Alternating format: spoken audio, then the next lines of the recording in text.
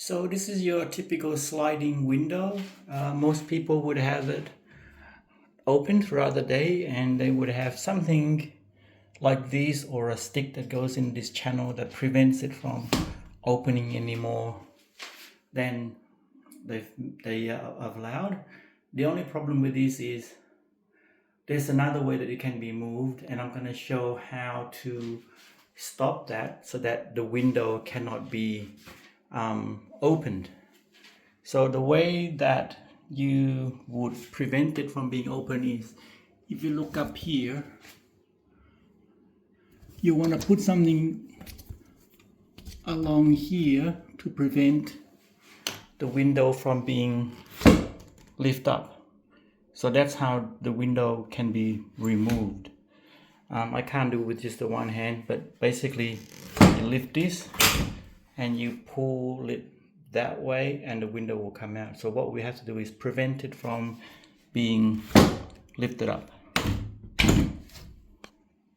So if you don't have a drill bit and some tools to drill to the top there and put a screw into it to prevent it from being moved up,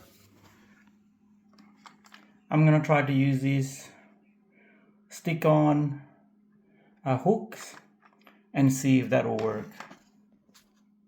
Okay, so what I've done is I've cleaned the frame first before sticking this here. So I've done it on both sides. So now if you have a look, if I attempt to lift it up, I actually can't lift it up. So as you can see, the window will not be able to be removed. So that's one way to secure it if you don't have a drill. Now since I've got a drill, what I'll do is I'll actually drill into here and also probably here to make it more secure. But as is,